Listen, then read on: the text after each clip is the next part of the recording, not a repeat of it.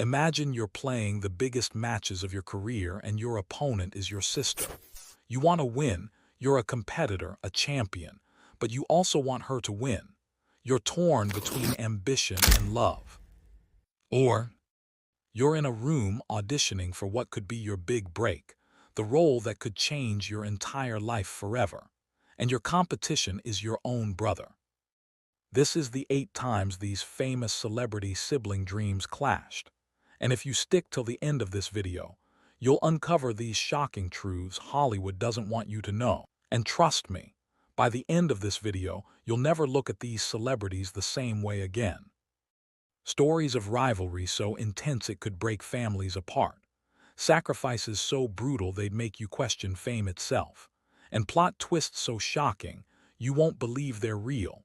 And sibling number 7 will absolutely blow your mind. Let's start with the golden boys of Hollywood, Chris, Liam, and Luke Hemsworth. On the surface, it's the perfect story. 3 Australian brothers, all ridiculously good-looking, all successful actors. Chris became Thor, the god of thunder himself. Liam starred as Gale in the Hunger Games franchise, one of the biggest film series of the 2010s. And Luke? Well, Luke carved out his own path in Westworld and Australian television. But here's what they don't tell you. Chris Hemsworth wasn't always the mighty Thor. Before Marvel came calling, before he became one of the highest-paid actors in Hollywood, Chris was broke. And I don't mean struggling actor broke. I mean living in his car with his wife Elsa Pataky broke. Let's say you're a 20-something actor from Australia. You've moved to Los Angeles with dreams of making it big. You're going to audition after audition, getting rejected over and over again. Your wife is supporting you, believing in you, but the bank account is dwindling. You're literally sleeping in your vehicle because you can't afford rent. That was Chris Hemsworth in 2010. While his brothers were grinding through their own auditions, taking whatever roles they could get, Chris was one failed callback away from packing up and heading back to Australia with his tail between his legs. He's talked about this in interviews, how close he came to giving up entirely. And here's a surprising twist that'll blow your mind. Liam almost got the role of Thor. Yeah, you heard that right. Liam Hemsworth tested for the exact same role his older brother would eventually make legendary. Can you imagine that? You're in a room auditioning for what could be your big break, the role that could change your entire life. And your competition, your own brother. The casting directors at Marvel had both Hemsworth brothers on their shortlist. They were both talented, both had the look, both had the charisma. But ultimately, Chris got the call. Now imagine the family dinner after that news dropped. Hey bro, congrats on getting the superhero gig I was literally competing for. Most families would implode. Jealousy would creep in. Resentment would build. But here's what makes this story incredible. There was no rivalry, no jealousy, no bitter resentment. Liam publicly celebrated Chris's success, even though he lost one of the biggest roles in cinematic history to his own brother. In interviews, Liam has said he was genuinely happy for Chris, that he knew his brother deserved it, and that he was proud to watch Thor become a global phenomenon.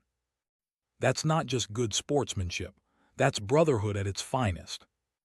And what about Luke? The oldest Hemsworth barely gets mentioned in Hollywood conversations. While Chris was wielding Mjolnir and Liam was breaking hearts in romantic dramas, Luke stayed in Australia for years, working on smaller projects, supporting his family and being the steady foundation. He's the unsung hero who paved the way, doing the thankless work while his younger brothers skyrocketed to international fame. Luke appeared in Australian soaps like Neighbours and Home and Away, shows that don't get much respect in Hollywood but are essential training grounds for actors. Luke once said in an interview, "I'm proud to be the least famous Hemsworth." Now that statement could sound bitter, right? Like he's settling. But when you hear him say it, you realize it's not defeat, it's humility. It's a man who's secure in his own path, who doesn't need the spotlight to validate his worth. Luke has also talked about how he mentored his younger brothers, gave them advice, and warned them about the pitfalls of fame. He was protective of them, even as they surpassed him in celebrity status. Here's something beautiful. All three Hemsworth brothers still vacation together. They bring their families to Australia, they surf together, they barbecue together. Chris, despite being worth over $130 million, hasn't let fame change the bond he has with his brothers. In a world where sibling rivalry destroys relationships, where competition breeds resentment, the Hemsworths chose unity. The Hemsworths teach us something powerful. Success isn't about being better than your sibling. It's about lifting each other up, even when you're left behind. It's about celebrating wins, even when they sting. It's about remembering that family matters more than fame. Now let's talk about two women who didn't just dominate tennis. They redefined what it means to be a champion, what it means to be black in a predominantly white sport, and what it means to rise from nothing to everything. Venus and Serena Williams. Combined, these sisters have won 30 Grand Slam singles titles. They've won 14 Grand Slam doubles titles together, as a team. They've claimed 4 Olympic gold medals. They've shattered records, broken barriers, and inspired millions of young girls around the world. They're not just athletes, they're living legends, icons, warriors. But what the media won't tell you is the price they paid to get there. Their father, Richard Williams, had a plan before Venus and Serena were even born. This isn't an exaggeration. Richard literally wrote a 78-page blueprint on how to turn his daughters into tennis champions before his wife was pregnant with them. He studied tennis obsessively. He watched matches, read books, and analyzed techniques. He didn't know how to play tennis himself, but he knew enough to teach his daughters to be the best. And here's the crazy part. He moved his family to Compton, California, one of the most dangerous neighborhoods in America, specifically to toughen his daughters up. Think about that for a second. Most parents would do anything to get their kids out of dangerous neighborhoods. Richard Williams moved his family into one intentionally.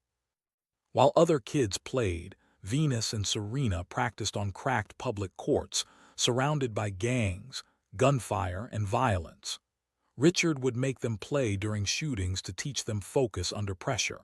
He wanted them to know that if they could concentrate while bullets were flying, they could concentrate during a championship match. Sounds insane, right? Borderline abusive even. But it worked. Venus and Serena have talked about their childhood in interviews, and it's clear it wasn't easy. They practiced for hours every day. While other kids went to birthday parties and sleepovers, the Williams sisters were on the court, drilling forehands and backhands until their arms ached. Richard was tough on them, brutally tough. He demanded perfection. He didn't accept excuses, and he had them compete against grown men to prepare them for the intensity of professional tennis. By the time Venus was 10 and Serena was 9, they were already playing at a level that shocked coaches. But they were also exhausted, physically and mentally. Here's where it gets emotional. Venus and Serena have faced each other 31 times professionally.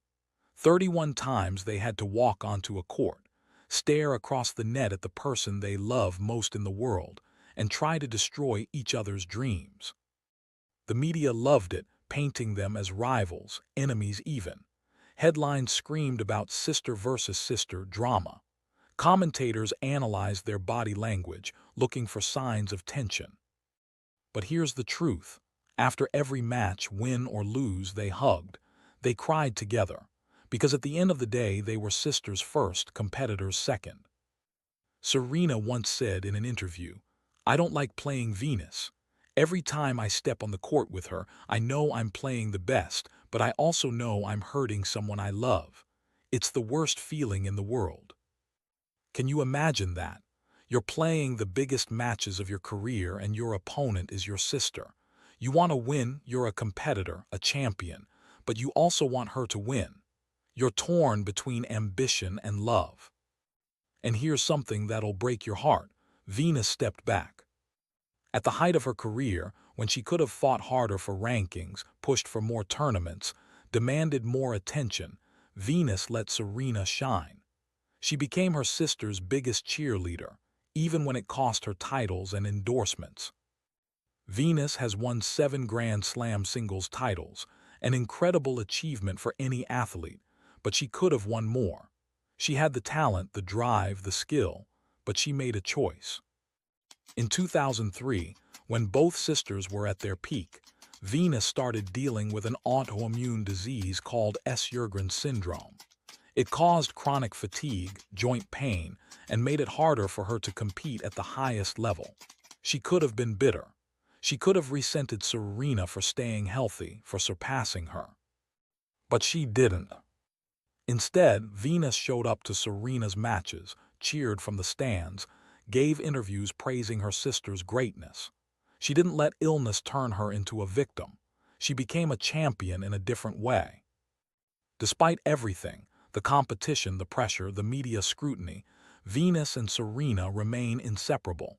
They vacation together. They support each other's business ventures. They show up for each other in ways that go beyond tennis. When Serena faced life-threatening complications during childbirth, Venus was there. When Venus struggled with her health, Serena was there. That's a different kind of strength. That's love that transcends trophies. Venus and Serena didn't just change tennis. They changed what's possible for Black athletes, for women in sports, for sisters everywhere. They proved that you can compete fiercely and love deeply, that you can be rivals on the court and best friends off it. That success doesn't have to come at the cost of family. If this is hitting you in the feels, make sure you're subscribed because we're just getting started. What's coming next about Beyoncé and Solange will absolutely shake you. Drop a comment right now if you think Venus is the most underrated athlete of all time. Let's show her some love. Now, let's keep going. Beyoncé, aka Queen Bey, the global icon and a cultural phenomenon. The 32-time Grammy winner and married to Jay-Z, one of the most powerful men in music, the biggest star on the planet. And then there's Solange, talented, artistic, fiercely independent, unapologetically herself, and for years living in Beyoncé's massive shadow. Let's be real. Being Beyoncé's sibling is probably one of the hardest positions in entertainment.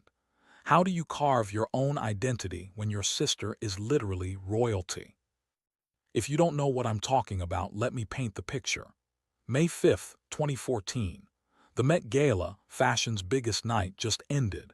Beyoncé, Jay-Z, and Solange are leaving the event together. They step into an elevator at the Standard Hotel. And then all hell breaks loose. Security footage, which was somehow leaked to TMZ, showed Solange physically attacking Jay-Z, and I don't mean a little push. I mean full-on kicking, punching, swinging her purse at him while a bodyguard tried to restrain her. Meanwhile, Beyoncé stood in the corner, calm as ever, barely reacting. The world went absolutely crazy. The video went viral instantly. Theories exploded across social media. Was it about cheating, disrespect, a business deal gone wrong, family drama we couldn't even imagine? Memes flooded the internet. Everyone had an opinion. The Bayhive, Beyoncé's fanbase, went into full detective mode trying to figure out what happened. What really happened? Here's what that moment really revealed and what most people miss. Solange wasn't jealous of Beyoncé. She wasn't lashing out at her sister's success. She was protecting her. Multiple reports and insiders have suggested that Solange overheard something, possibly Jay-Z disrespecting Beyoncé or planning to go to another party without her. Solange, being the protective younger sister she's always been, lost it. Think about it. If someone disrespected your sister, especially in public, wouldn't you want to throw hands too? Solange has always been the rebellious one, the sister who doesn't play by the rules, who speaks her mind, who will go to war for the people she loves. And when she saw someone, Even someone as powerful as Jay-Z, disrespecting her sister, she fought back. Literally. After the incident, all three released a joint statement saying it was a private family matter and that they'd moved forward as a family. Solange and Jay-Z were photographed together weeks later at a basketball game, seemingly fine. But the incident revealed something deeper about the Knowles sisters. For years, decades, really, Solange struggled with being Beyoncé's little sister. Imagine growing up with someone like Beyoncé. She's gorgeous, insanely talented, disciplined, driven, and destined for greatness from a young age. Solange was talented too. She could sing, dance, write music, but every single thing she did was compared to Beyoncé. Her voice is good, but it's not Beyoncé. Her style is cool, but it's not Beyoncé. She's pretty, but she's not Beyoncé. That would destroy most people. Solange has openly talked about struggling with her identity, with feeling like she'd never escape her sister's shadow. She's mentioned in interviews how painful it was to constantly be compared, to have her achievements minimized because they weren't as massive as Beyoncé's. But here's what makes Solange extraordinary. Instead of competing, she carved her own lane entirely. Solange didn't try to be Beyoncé too. She went the complete opposite direction. While Beyoncé was making pop anthems and performing at the Super Bowl, Solange was making experimental, soulful, deeply personal albums. Her 2016 album A Seat at the Table wasn't trying to top the charts. It was trying to tell the truth about being black in America, about self-worth, about pain and healing. Critics called it genius. It debuted at #1 on the Billboard 200. It earned Solange her first Grammy. She became a fashion icon in her own right, known for bold, avant-garde choices that Beyoncé would never make. She married, divorced, moved to New Orleans, lived her life on her own terms. Solange refused to be a copy. She refused to compete. She became unapologetically herself. Despite the comparisons, despite the elevator incident, despite the very public scrutiny, Beyoncé and Solange remain inseparable. Beyoncé has publicly said Solange is her hero, that she admires her sister's fearlessness and authenticity.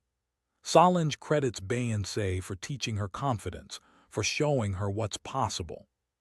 When Solange performs, Beyoncé shows up. When Beyoncé has major moments, Solange is there.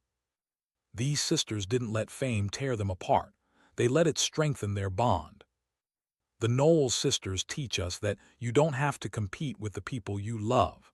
That comparison is a thief of joy. That you can celebrate someone else's success while building your own. And sometimes, protecting the people you love means throwing a punch in an elevator. That's loyalty. Now let's shift gears to two sisters who grew up in the most dangerous place for a child, Hollywood. Dakota and Elle Fanning. If you grew up in the 2000s, you know Dakota Fanning. She became famous at 7 years old, playing the daughter in I Am Sam opposite Sean Penn. Critics called her a prodigy. By age 9, she was starring in War of the Worlds with Tom Cruise, one of the biggest movies of 2005. Elle followed in her sister's footsteps, landing roles in Maleficent with Angelina Jolie, The Great on Hulu, and becoming a fashion darling. On the surface, they're success stories, two talented sisters who made it. But here's the dark reality of child stardom. Most kids don't make it out okay. Think about it, how many child actors have we watched crash and burn? Lindsay Lohan, Amanda Bynes, Macaulay Culkin, the list goes on and on. Child stardom is a pressure cooker. You're working adult hours at age 7. You're memorizing scripts while other kids are learning to ride bikes. You're being judged, critiqued, and sexualized by adults before you even hit puberty. Dakota has openly talked about the pressure she felt. She'd be on set at 6 a.m., filming scenes that required her to cry on command, to hit emotional beats most adults struggle with. Then she'd go to her trailer and do schoolwork. Then back to set. Repeat. She missed proms, sleepovers, birthday parties. She missed a normal childhood. And for what? So adults could make money off her talent. Elle watched all of this happen to her older sister. She saw the toll it took. And when she had the chance to pursue acting, she knew exactly what she was signing up for. Elle has said in interviews that Dakota warned her, told her how hard it would be, how lonely, how exhausting.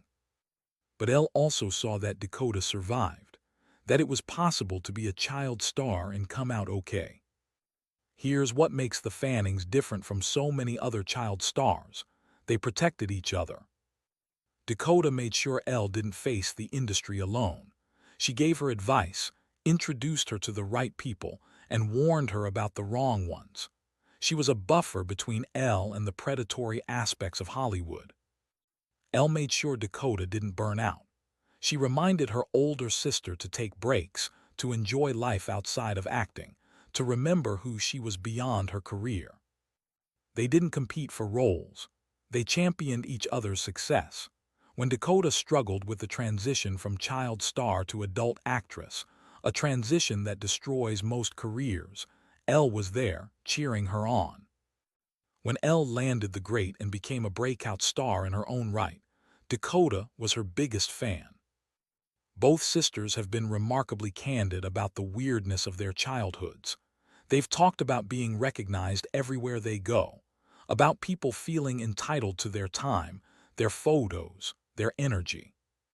Dakota has mentioned how strange it is to have her entire childhood documented. Every awkward phase, every bad haircut, every mistake. It's all out there on the internet forever. But they've also talked about gratitude, about how acting gave them opportunities most kids don't get, about how they've traveled the world, met incredible people, told important stories.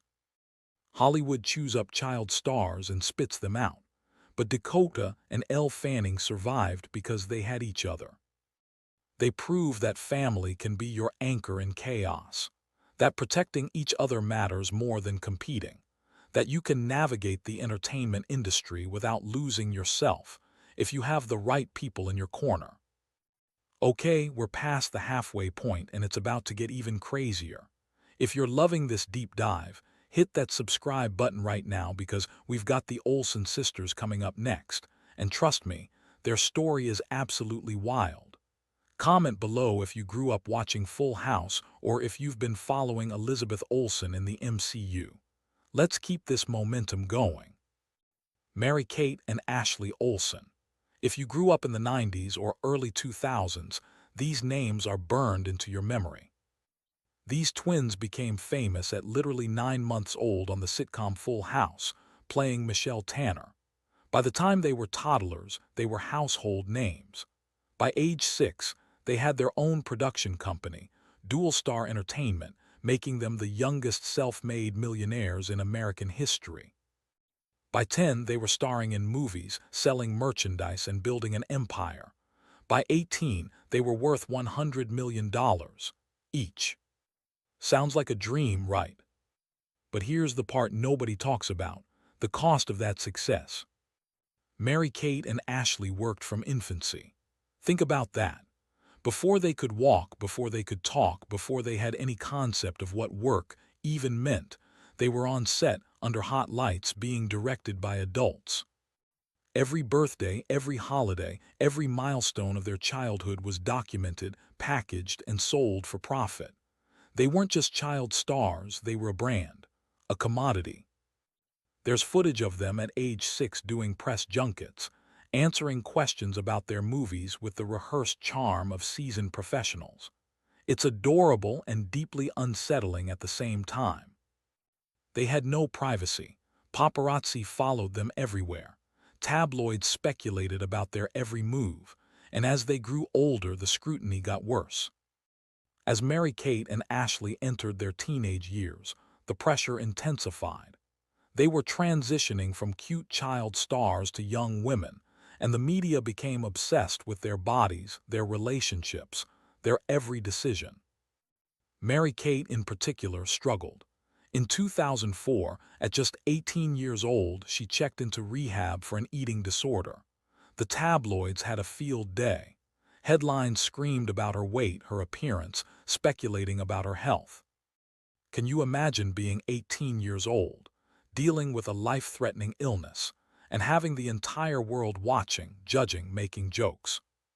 Ashley faced constant scrutiny too. Every outfit she wore was analyzed. Every boyfriend was investigated. The twins who seemed to have it all, money, fame, success, were quietly falling apart under the weight of public expectation. And then something remarkable happened. They quit. Mary-Kate and Ashley Olsen walked away from acting at the height of their fame. They turned down massive offers, said no to reboots and reunions, and disappeared from the spotlight almost entirely. They didn't do it for attention. They didn't make any grand announcements. They just stopped. Instead, they focused on fashion. They launched the Row and Elizabeth and James, luxury fashion brands that earned them respect in an entirely different industry. The Row, in particular, became a critical darling, winning CFD Fashion Awards and earning them a place among serious designers. They built a billion-dollar fashion empire on their own terms, without cameras, without tabloids, without the constant invasion of privacy that defined their childhoods. And then there's Elizabeth. The younger Olsen sister watched Mary-Kate and Ashley's fame consume them, and she made a deliberate choice. She would do things differently. Elizabeth stayed completely out of the spotlight as a kid. While her sisters were megastars, Elizabeth was just a regular kid. She went to school, she played with friends, she had a childhood. When she decided to pursue acting, she did it seriously. She studied at NYU's Tisch School of the Arts. She took indie roles in films like Martha Marcy May Marlene, working her way up through talent, not name recognition. And then came the MCU. Elizabeth Olsen became Wanda Maximoff, the Scarlet Witch, one of the most powerful and complex characters in the Marvel Cinematic Universe. She earned critical acclaim for WandaVision, proving she's a phenomenal actress in her own right. And here's the beautiful part. She did it without riding her sister's coattails. Most people watching the MCU don't even realize she's an Olsen twin sister. She built her own legacy entirely. Mary-Kate and Ashley walked away from acting and found peace in fashion and privacy. Elizabeth entered acting on her own terms and found success without the baggage of child stardom. Three sisters, three completely different paths, all successful, all on their own terms. The Olsen sisters prove that success isn't one size fits all. That sometimes the bravest thing you can do is walk away. That you can redefine yourself, reclaim your life, and build something meaningful, even after the world tried to destroy you. Let's talk about two siblings who weren't born into Hollywood royalty, who didn't have famous parents or industry connections. They earned every single opportunity through sheer talent and hustle. Jonah Hill and Beanie Feldstein. Jonah Hill broke out in 2007 with Superbad, a raunchy teen comedy that became a cultural phenomenon. His performance as Seth was hilarious, relatable, and launched him into stardom. But Jonah didn't want to be pigeonholed as the funny fat guy. He wanted to be taken seriously as an actor. So he did something remarkable. He fought for dramatic roles. He lost weight. He worked with legendary directors like Martin Scorsese and Bennett Miller. He earned 2 Oscar nominations for Moneyball and The Wolf of Wall Street, proving he's one of the most versatile actors of his generation. Jonah also became a writer and director, making Mid-90s, a deeply personal coming-of-age film that showed his range behind the camera. Beanie Feldstein exploded onto the scene in 2017 with Lady Bird, Greta Gerwig's critically acclaimed film. Her performance as Julie, the lovable best friend, earned her rave reviews. Then came Booksmart in 2019, where Beanie starred as Molly, a high-achieving high school senior. The film became a sleeper hit, and Beanie's performance was called one of the best of the year. She followed that up with Broadway, starring as Fanny Brice in Funny Girl, a role made famous by Barbra Streisand. Beanie proved she's not just Jonah Hill's sister, she's a star in her own right. What's beautiful about Jonah and Beanie is how much they genuinely hype each other up. Jonah constantly praises Beanie's work in interviews. He's called her one of the most talented people he knows. He shows up to her premieres, supports her projects, and champions her success. Beanie credits Jonah for inspiring her career. She's talked about watching him navigate Hollywood, learning from his choices, and being motivated by his work ethic. There's no competition between them, just pure, genuine love and mutual respect. In an industry built on ego, ruthless competition, and stepping over people to get ahead, Jonah and Beanie chose humility and support. They prove that you can celebrate your sibling's success without feeling diminished, that lifting each other up doesn't weaken you, it makes you both stronger.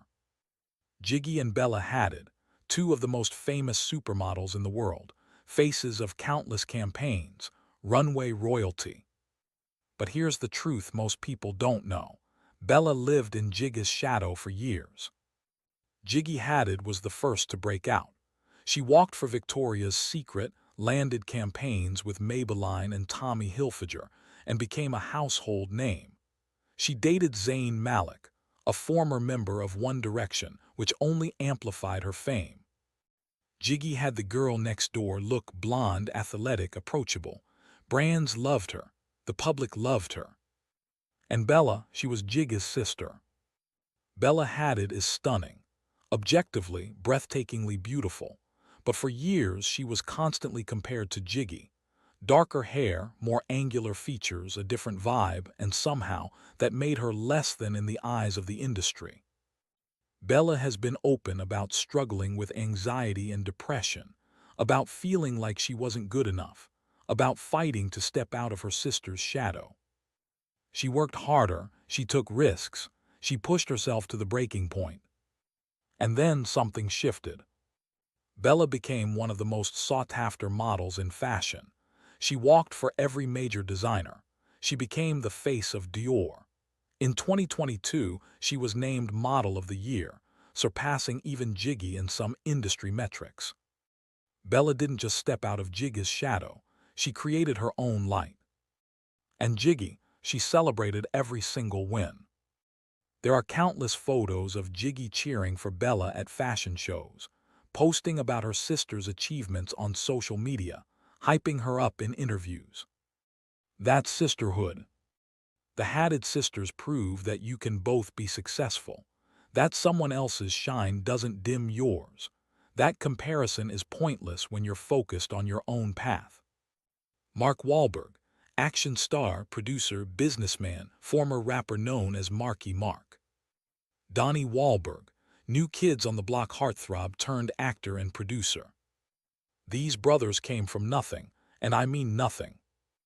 Mark and Donnie grew up in Dorchester, a rough neighborhood in Boston. They were two of 9 kids in a working-class family. Money was tight. Opportunities were scarce. Both brothers got into trouble as teenagers. Mark, in particular, had run-ins with the law that could have destroyed his future. But they bet on themselves. Donnie found success first with New Kids on the Block, one of the biggest boy bands of the late 80s and early 90s. He became a teen idol, selling millions of records.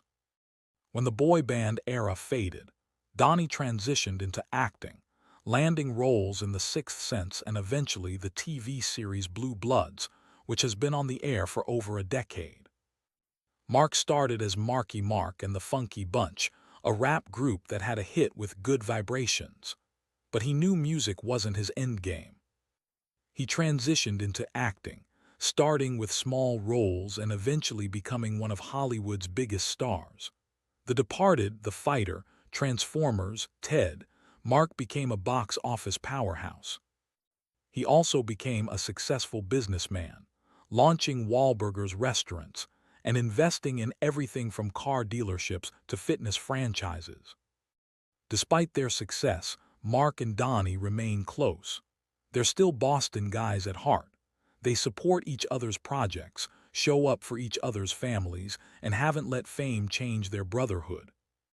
Mark and Donnie Wahlberg prove that where you start doesn't define where you finish. That you can come from nothing and build empires. That hard work, resilience, and brotherhood can overcome any obstacle. So there you have it. 8 incredible sibling stories. 8 lessons on ambition, sacrifice, love, resilience, and what it really means to succeed. Here's the truth Hollywood doesn't want you to know. Fame doesn't make life easier. It makes it harder. The pressure is crushing. The scrutiny is relentless. The competition is brutal. But having someone in your corner, someone who truly understands, who's been through it with you, who will fight for you even when you can't fight for yourself, that changes everything. The Hemsworths taught us that success isn't about being better than your sibling, but about lifting each other up. Venus and Serena showed us that you can compete fiercely and love deeply, that family matters more than trophies.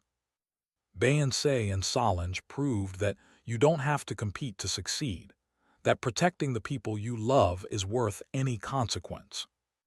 Dakota and Elle reminded us that Hollywood destroys child stars, but having the right support can save you.